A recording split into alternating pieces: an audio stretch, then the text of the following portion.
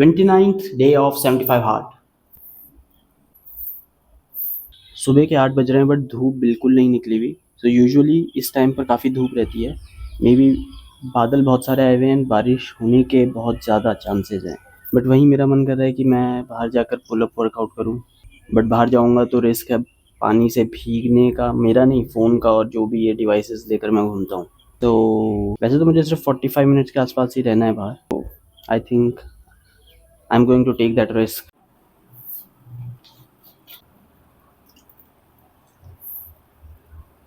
What the hell, ये सारी चीज़ें मेरे घर की तरफ जा रही है। भाई आज तो घर की सफाई बिल्कुल मैंडेटरी है करना। एक 45 मिनट की बड़ी वर्कआउट कर लो तो सर से एक बोझ कम हो जाता है। बारिश के साथ मेन प्रॉब्लम ये है कि मैं वर्कआउट तो कर सकता हूँ बारिश में, बट उसे रिकॉर्ड नहीं कर सकता क्योंकि मेरा जो डिवाइस है वो वाटरप्रूफ नहीं है। ओ वो वो वो वो वो वो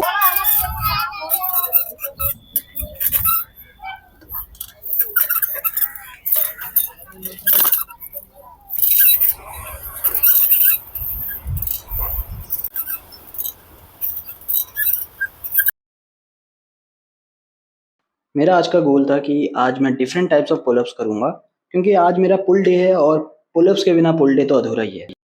सबसे पहले मैंने करी नॉर्मल पुलअप्स, उसके बाद क्लोज ग्रिप पुलअप्स।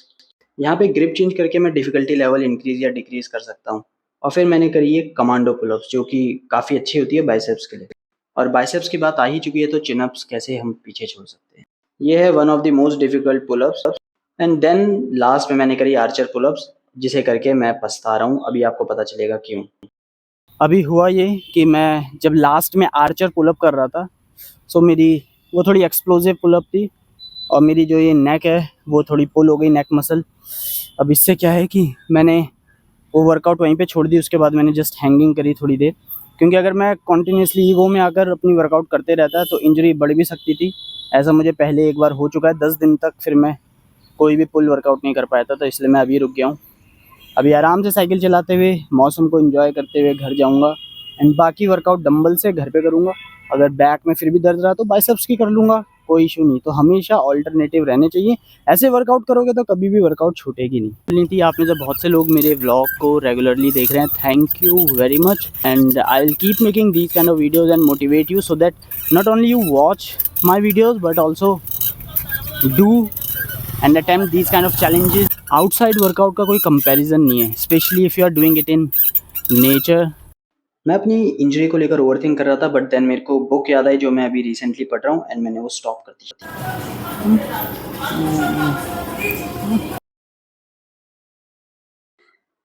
खाना खाने के बाद ये सब साफ़ करना पड़ेगा। मेरा पूरा घर बिखरा हुआ है, क्योंकि ऐसे माहौल में मेरे से जो है काम नहीं होता। And you guys already know that I have a lot of work. My breakfast, बेटा पेट भर के खा ले, क्योंकि अभी तुझे इतनी घर की सफाई करनी है जो वर्कआउट के बराबर हो।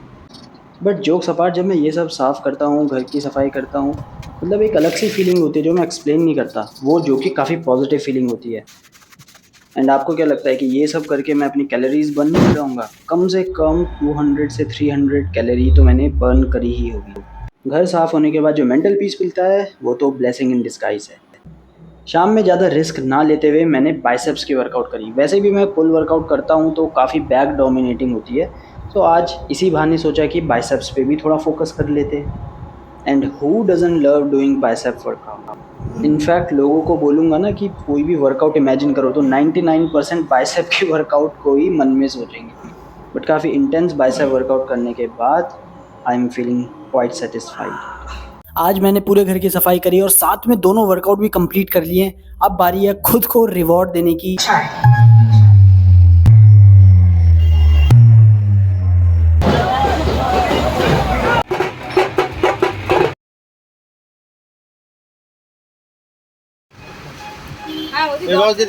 यहाँ पर मैं पनीर ऑमलेट जो है वो बना रहा हूँ। अगर आप प्योर वेजिटेरियन हो तो आप नॉर्मल पनीर बना सकते हैं। एक और अच्छा ऑप्शन है पनीर छोले बनाना, या फिर पनीर के साथ ग्रीन लीफी वेजिटेबल्स डाल के भी आप इसे बना सकते हो। भाई बट मैंने तो दिन में खाना नहीं खाया था, अब मैं इस हैवी मील को अच्छे से एंजॉय करूँगा।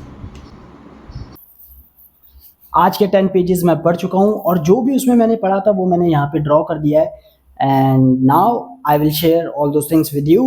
Let's go. फर्स्ट, आप जैसी बातें बोलोगे आपका सबकॉन्शियस माइंड उसको वैसे ही रिसीव करेगा। इनफैक्ट हम ये भी बोल सकते हैं कि you will become what you think. जो आप सोचोगे, जो आप अपने आप को मानोगे, आप वैसे ही इवेंचुअली बन जाओगे। तो आप अच्छा सोचोगे तो आपका सबकॉन्शियस माइंड आपको अच्छे राह पे ले जाएगा, बुरा सोचोगे तो बुरे राह पे ले जाएगा। फिर कुछ वैसा ही था जो मैंने कल बताया था, बट ऑब्वियसली ये चैप्टर खत्म नहीं हुआ था तो इसलिए वो थोड़ी बहुत वही बातें रिपीट होंगी।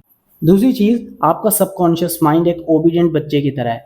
आप उसे जो भी बोलोगे अच्छा बुरा, वो उसे खुशी खुशी एक्सेप्ट कर लेगा। आप बोलोगे मैं ये नहीं कर सकता या ये मेरे बस की नहीं है, वो यही मानने लगेगा, एंड इवेंचुअली आप उसी सोच के प्रोडक्ट बन जाओगे। बट इससे आपको बचना है तो यू नीड अफर्मेशन। अफर्मेशन मतलब सेल्फ टॉक, वो भी बहुत ही पॉजिटिव।